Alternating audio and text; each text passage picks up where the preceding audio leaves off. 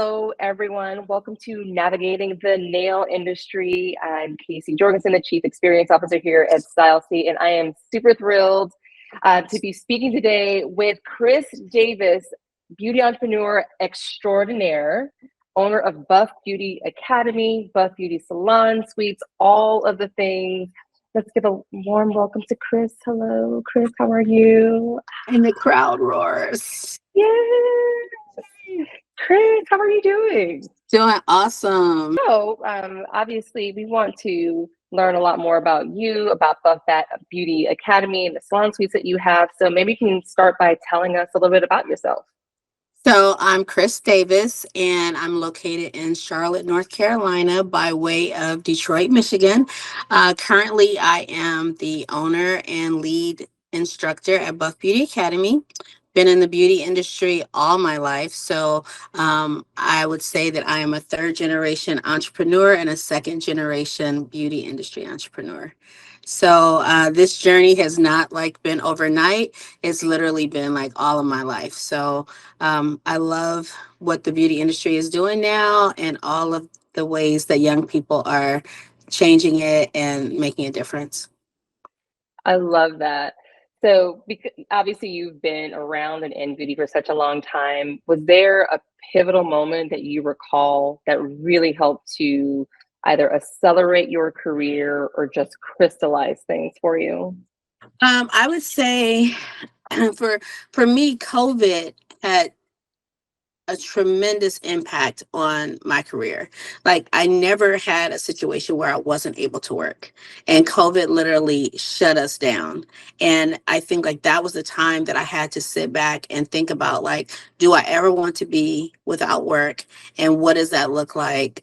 Going forward, a lot of people didn't come back after COVID, but I took that time to, like I said, decide what I wanted to do going forward, what my career would look like. One of the things that I tell my students is the beauty industry, or more specifically nails, it can be four things. It can be a very expensive hobby. It could be a side hustle. It could be a job where, you're kind of doing it, but you're not really sure, or it could be your career. And so for me, it is my career. I've worked in a lot of different facets of the beauty industry, but I knew sitting behind the table was not going to be it for me as far as my journey. So during that time, I had a friend who also was a nail tech, and we kind of were dealing with the same thing. What are we going to do? We cannot have our money interrupted like this ever again. And I started studying for my instructor's license for both nails and aesthetics, because I'm licensed in both. And I passed my test the first time, because that's just how us Geminis are. We just set a goal and we go for it. And so that's what I did. And also during that time, I was like, I think I want to own a school. I knew in the past that I wanted a school, but I had never seen anybody like me or that looked like me own a school. And so I wanted to be the difference, because what would happen is, in the past in my salon, I would hire people who would say, oh my God, I want to come work there, or, just come in to get a job. And I would be like, okay. And I'd have them come do a practical interview. They really didn't know anything. Maybe they had 60% of what I was looking for, but I had to train for the other 40, right? And once I got them trained and up to speed, help build their clientele, help build their confidence, what would happen? They would leave. So I was like, first of all, you spent a lot of money to go to school, and I've just trained you for free, and now you're gone. And so there were a lot of feelings around that. My heart would be broken a lot of times, because you build these families with people, or you're building a team, and you just really become invested with them. So during the COVID time, I said, I'm going to open a school. And so I got a mentor, and my mentor, Chin, hey Chin, wherever you are, he had owned 17 barber schools in the past. And so he was, running specials during COVID, get in, tap in. And I did. And I opened my school. He said I was the fastest I had ever done it. I did it in 3 months. Whoa, wait a minute. Okay, so I love this one. I think there are a lot of people that give advice, but it is a very special person that can truly teach and educate. So one, like, what is it about teaching and educating that you love? And then, yeah, I want to hear about how in the world did you, one, get both your nail educator and aesthetic educator license and then Mhm. open up a school in 3 months? Because that is wild to me. Yeah. So, Yeah. So for me, I've always taught. My grandmother was a teacher. My mom, she, was a cosmetologist, but she also became a cosmetology instructor, after her in salon life, right? So I think teaching was always in my family. Education was important. And I just would always be trying to help people. Like, let me show you how to do this. Let me show you how to do that. And like I said, after a while, I started getting kind of resentful for doing it so freely and openly, and then they leave after they've spent all this money at another school. So, but I think it's just innately in me just to teach and to help and to encourage, people. So I want to be like the one who's bringing the next generation of, right now nail professionals, but eventually beauty professionals, ushering them in, if that's the right word. okay. So Yeah. then, yeah, tell us about then that must have been, did you sleep at all for 3 months? Barely, barely. Well, and the other thing, it was a secret. Like I wasn't telling any of my clients because we had opened back up, say like in June, and by October, November, my school was done. But I hadn't Wow. told anybody because I needed to still make money, right? And I knew that once I told my clients, they would start looking for new nail techs because they knew I was not going to be doing nails anymore. So I maybe told a few of my clients that I had been studying for my instructors, and they were like, Mhm. okay, so what are you going to do with that? Because they knew I had worked for like Tammy Taylor or Jellish. So they knew I had done educational stuff before, but they were like, so what are you going to do with that? And I was like, I don't know. I'll just teach because I was scared. I was scared to tell them, not scared like I'm not going to have the money, but scared to tell them because I already knew how people would be, you know, Right. and I hadn't got my school license yet. So you, just like you get a cosmetology license or whatever, your school has to get licensed. So the school was done, but I like had never written a lesson plan before. I had never built curriculum before, and I was paying people to help me do it. Some of the people like just literally like was taking the money, not doing it right, didn't know what they were doing, and I just kept at it, just kept at it, kept call because I don't believe in talking for free, right? Right. So anytime I would call somebody ask for help, I would be like, how much would you charge me to do such and such? I always lead with that because then I don't ever feel like I'm taking advantage of somebody. And some of the people, were like, oh, you don't have to pay me anything. But then, I'd be feeling like I better pay because I don't want you like coming back later wanting me to do a favor that maybe I don't want to do. Right. So then I had some great people who were like, no, girl, I'll help you. After I paid them, I'll help you. And then like maybe 3 days before I was supposed to open, like I got my license. Wow, just in Yeah. time. Just in time. Okay. So when you thought about opening your academy, and again, like you mentioned, how there would be some students that they spent a ton of money at some other school and then they were leaving. Like, how did you want to be different from the other academies that you heard about, or even maybe even the one that you went to yourself? Mhm. So the main thing that I wanted to be different or that I knew would be different about me, I have social proof. Like I have worked in the industry. I have proven success. I have built Yeah. teams. I had a salon. A lot of people who own schools, they inherit them through family. They don't love the Uh-huh. industry. They don't really care about the people. They don't care about like you learning. They're just teaching you enough to go to state board. For me, I know that like my students, when they graduate from here, they know how to do all the things they need to do to be state board ready, but also salon ready. And that was really important to me. So I feel like if I put my stamp on you and say, yeah, you came from Buff Beauty Academy, oh, you know how to sculpt, you know how to do a Prey Gel X. We're now we're actually the only a Prey Gel X school that's certified in North Carolina. So we are in a Prey Gel X school, which is like unheard of. That is We were great. in their first group of schools that they certified. So we had to go through a rigorous training for that too. But I wanted to make sure my students were prepared to be able to go start making money right away and get a return on investment that they could I like to say 10x their investment the first year if they really want to. So I love that. What are some like misconceptions you found some of the students coming in have that you have to correct or really teach them to understand about the industry or the business? first one, that you can't do nails at home. You cannot, Mm, you say more cannot. on this. Yeah. Well, so there are, like, I have a lot of self-taught nail techs, which, like I said, I was a self-taught nail tech, so I understand it. Like, it's easy, you're at home, it's fun. You need to have a place where you can go rest, and you need to have a place where you work. And if they're intertwined, like, people don't respect your time, they don't want to pay the same. Also, like, a misconception is that when they come to nail school, like, we're going to start out nail art right away. We're going to start doing nails right away. And it's not, there's infection control, there's teaching you how to wash your hands, teaching you how to do a proper consultation when a client comes in so you can deliver the right service, teaching you like listening skills, business. A lot of people who go to traditional beauty schools, they don't learn the business of it. They don't have partners with StyleSeat to, give them resources to be able to do marketing, or to be able to help them with scheduling, learning time management, things like that. So those are misconceptions. Like, we're going to come in today and we're about to start polishing nails and doing nail art. And no, we're not. We're going to learn about nail diseases and disorders. We're going to learn about science, anatomy. And they're like, what? I didn't think it was like that. Like, students turn to page 112. We're about to look at nail fungus. Like, I love this. Yes. And they're just like, this is so disgusting.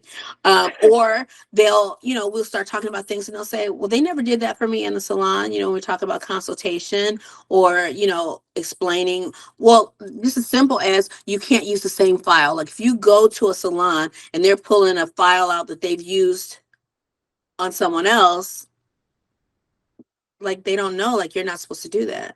But if you think about it, it's like, that's disgusting. Like, she was just using on her toes and now she's using on your nails, you know? So Yeah, those are some misconceptions, just really like explaining that you are the professional when you show up at the table. And every time someone encounters you, like, you should always show up as that person. So, yeah. When you think about the nail industry right now, it seems to be just there's constant trends in the nail mhm. industry and a lot of things that you got to stay up on. Like, how do you stay up to date on those trends and then imparting that to your students? So my husband, he makes fun, like, you still watch nail videos, you still watch nail tutorials, like, you know how to do that. Why do you do it? Well, it's changing so much, but then so much is coming back that I was doing in the 90s or early 2000s. So there's a Hello, airbrush. hello airbrush, hello animal print on the nails, Yes. hello charms on the nails, let's pierce the nail, put a hoop in it, so those kind of things, like, I like, oh yeah, I used to do that, no problem. But then there's like the chromes, and now doing things with rhinestone gel, like, those things are new and it's changing every day. How I just say, I'm always a student. I'm always a student, always watching, always learning, always looking at tutorials, trying to figure out how do you do it. I go to trade shows all the time. That's like super important, to just never stop learning. I So love that. Maybe we could talk about like your students. Tell us, if you have a particular, and you don't have to share names. I know okay. they're all your favorite, right? They're all your Yes. favorite, but No, I have some that are not my oh, favorite. okay. Well, then let's spill the tea. Let's see what's going on. But what success story? Like, is there a particular success story that just stands out in your mind about a student who came in and they just absorbed everything? They were just, again, like you, just really wanted to learn about everything, and then did well afterward. Yeah. So one of my favorite students, one of my absolute favorite students, and I think she knows she's one of my absolute favorite students, but maybe not. She Give her a came, shout out. yeah, give her a shout out. I'm gonna say her name at the end because she probably like doesn't even think that. I don't even know if she's watching the live or whatever. But she came in like really not knowing a lot about nails, but really like focused and determined. She started out coming on Saturdays because we do have a Saturday only program for, our working professionals that cannot come during the week, but like, hey, I got one day and I'm going to get it on that one day. So she started doing that, and then she started coming full time, and then she graduated, and she is now an instructor here. Love I know. So Miss it. K is like, she was one of my favorite students. When I say like she was always just so like willing to help people. Well, let me just say this also. She also teaches school. You know, she teaches high school students. So, and she also taught junior high school, I think, at the time. And there would be days when, you know, like some of the students in here would be like cutting up. Like, you know, there's like a lot of behavioral things that I'm not really trained in, and that she is. And she would be like, Miss Chris, I can help you, you know. And when certain things would be happening, I'd be like, so how do you handle that, you know, in I school? And she love would it. tell me, and I would just be like, wow, it would be so awesome for her to be here and be a part of what I'm doing. And she really is super like dependable. She's a hard worker, but not in the sense like, I don't like when people say a person's a hard worker, because then that's like laborious. I'm saying like she's a hard worker in the sense of like she's dependable, she's a team player, like she's always looking for resources for the students. You know, she's unselfishly always giving of her time to the school. So that's like, of course, one of my most favorite students, because now she's a teammate. And like anything she tells me, like anything she tells me to do, she's probably the one person that can say something to me and I'll be like, okay, you know, because I trust her. I trust everything that she says to me, that are good ideas for the students. Like she comes up with games and all kinds of things that I just be like, oh, okay, you know. So I think like in order to be a great leader, you also have to be able to be led. And she's like one of the few people that if she said to me today she was quitting her job at the high school and she would come here and take over as a director, I'd be like, okay, just tell me what you want me to Done. do. Yeah, Done. done. Yeah, yeah. So Well, um shout out to Kay, right? yeah, so Kay. shout out to Katricia Paul, the Patricia Paul. MVP. Yes. Like I didn't even really give her Goat a chance to behavior. go work in the industry. Honestly, she hasn't even like actually worked. And I'm like, you don't have to, because you already are teaching and you are But making still a in the difference here. industry. And that's the Yeah. thing. Mm-hmm. Still a part of the industry because it's Yeah. still a really important part of actually, like you mentioned, it's training the next generation of nail pros Lord, who are I'm going to be tearing out up there with, thinking about her. oh, I know, because you know, like trusting people is really hard. You know, trusting people in your business, trusting people, you know, because people don't always have the right um motives. We all have yeah, agendas, right? We all have agendas, and that's okay. But people don't always have the right motives. And I feel like her heart is just like really pure. Now, if I I love find out that. something different, you know, well, you'll hear about it. But Oh, I we'll strip this video out. It's okay. Don't worry about right. Well, it. scrub it. Right. Listen, we'll No, but I mean, she just has redacted. a great heart for the students and for the school. And I think like if we had more educators like her, the industry would be different because people would actually care. So, I yeah. love that. So, what do you find is like one of the toughest things for your students to like once they leave the school and they are trying to get into the industry? Like, what are some of the things that they find to be most difficult? A lot of students have a false sense of success too. They have a false sense of like their speed. They have a false sense of like what it's going to be, and they're not necessarily coachable. And so I'm always saying like you're going to have to be coachable, because if you're not, like no one's going to want to work with you. Like when you get out, you're going to be a mani petty first, you know, just like you're gonna be on fries first. And then as they trust you and they get to know like you have the time and you can keep their clients and stuff like that, then they'll move you up.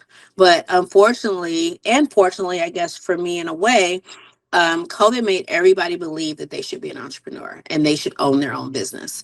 And everybody should not. Some people are great support staff. Some people are good team players. Everyone should not be an entrepreneur because it is hard work, right? So COVID made everybody think if you don't have your own business, like you're not a boss, like, you know, and that's not right, because Mm. business acumen takes time. It does not happen overnight. And so COVID made everybody feel like I don't want to work for anybody else. I will work for myself. But you got to have a business plan. Do you have money set aside? Do you have business credit? Do you have a full book of clients for, you know, 6 weeks at least that can keep turning over, so that you'll be able to look at your appointments and StyleSeat and know that you have a full book of business when it's time to forecast your money and your bills and things like that. And so that's one of the false senses I think that students have when they graduate. And I try to, you know, keep it real as much as I can. But also, Instagram tells them, if you're not showing like Shopify receipts, showing, that you're a 6-figure earner right out the gate, like that you're some kind of loser. And I think like that's just not fair. It's not Right. right. Yeah. I agree with that. And I had both of my parents are entrepreneurs. I've been working in corporate for over 20 years. Like I see what entrepreneurship is like, and you're totally right. It is not meant for absolutely everyone. If we were all entrepreneurs, who are we all working with? It's just like who's gonna work for you? It's gonna be a Exactly. little hard. Yes, yes, exactly. So, that's one of the things. And to be a good, boss, you have to have sat under somebody who was a good boss. So that's why I tell my students, go work in a Yeah. salon 6 months to a year, see how they're doing things, not sit under them watching so you can see, like, take things from them, but go and really be a student of the business and understand like ordering and inventory and, customer service, and understand your POS and how to look at your numbers and things like that, to know like even if you're ready to go out on your own. But because there are people who like that, that is why I have the suites. You don't want to work with anybody, or you're not good working with people, or, this other thing that I see a lot in the industry since COVID, I'm not really good with people.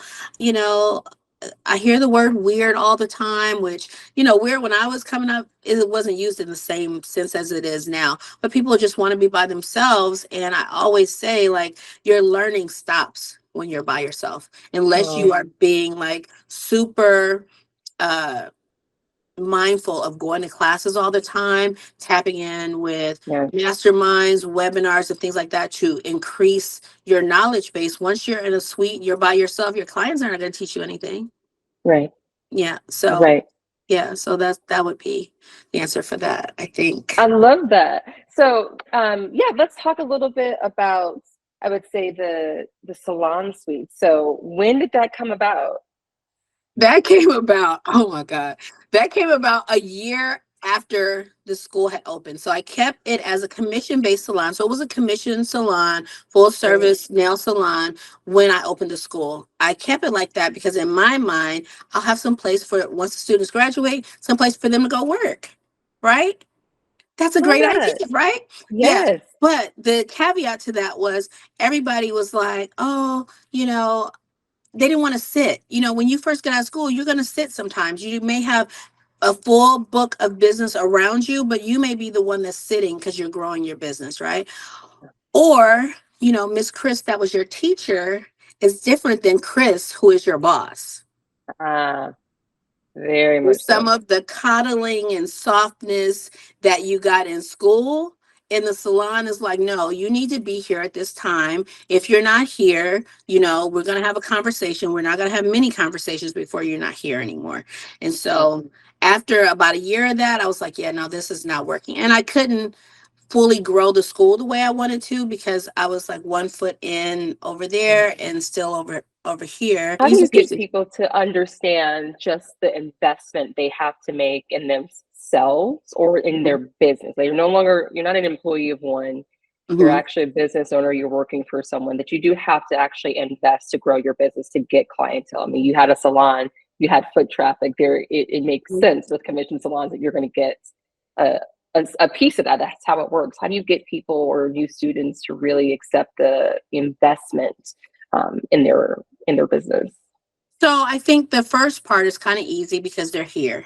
And at one point, we were the most expensive school in Charlotte, and I kind of pride myself on that. Well, I did. Now I don't think we're the most expensive school anymore, because every time I go up, it seems like the other schools go up because they see, that I can go up. But the value is different. But the way that I tell them to do that is we go on a field trip where we go to a couple of different wholesale nail supplies, right? And we talk about like crowdsourcing or crowdfunding. I'm not sure which one's the right word. I think crowdsourcing is the right word. Buying things in bulk, right? As a group, right? And then how much it actually costs, reverse engineering, how much it actually costs to do a service. So like if you're out here doing nails for $25, now that we've put all the pieces together, can you really afford to do that? You can't. So we talk Right. about how much it costs to do each service, talk about your overhead, especially if you're just one person, like you're spending more than you would be spending if it was 10 people putting in on something. So I think I hope I answered that. Yeah, it is true. Actually, I mean, I really appreciate, like, again, how getting folks to understand that it costs. Like, how do you get to the end cost of something, and Mhm. understanding the supply chain of the nail industry? To your point, you've got a lot of different things, products that you're using. Are people calculating that so they know to come up with the right price? Because pricing is it is such a difficult thing for a lot of folks in this space, whether they're nail techs, hairstylists, barbers, you name it, just trying to figure out, how do I price my services? And Mhm. without understanding the actual cost to give that service, it makes it very difficult, to your point, where people can charge something where they won't make money. They'll end up Mhm. losing money. All of these Yeah. things cost. StyleSeat typically costs, unless you're a Buff Beauty Academy student, for the first year. Shout out. Love Shout out to our that. partnership, buying good products, because if you Yep. have good products, then you'll be able to retain your clients, because people won't be saying like, oh my God, my nails are falling off, or you don't have you don't know how to do it. So you have to invest in good products. You have to have good systems in place. We talked to them about, get now a Google phone or a text now phone, because Yep. I didn't, and people would be calling my house, calling my phone all the time. I didn't have a good balance. And so Yeah. I think like me having all the experiences that I've had, and I can just freely like give game every day when I come, my hope is that I'm able to be empty. I Oh, come here full every day, and anything they want to know, I can freely give without thinking like there's some kind of agenda, like, oh, she wants me to tell her how to do this with business and she's trying to steal my clients. As an instructor and owner of a school, I feel like that's my duty to like right. give free game all the time, say, hey, like, if you do this, you'll be able to do this. And I'm just like, I love that that's where I'm at now, because I can just be so free and way more nice than I was in salon space. I love that. Chris, I think that's a perfect place for us to end, just wanting to be empty at the end by giving so much. I really love that. Um, Tell everyone, if they want to get in touch with you, learn more about Buff Beauty Academy, where should they go? Okay, so you can find us on all the socials as Buff Beauty Academy. On Instagram, though, we're Buff Beauty Academy NC, because hopefully we'll be coming to another city or state near you. We can also be reached at 980-265-1542. Our website is buffbeautyacademy.com, and we would love to like be a part of your journey in the beauty industry. Love this. We'll obviously link all of your socials and contact information for folks as well. But Chris, I really appreciate your time today. This has been such a joy. Thank you so much for Thank sharing so you. much wisdom. Thank you for having us. All right, bye. Bye.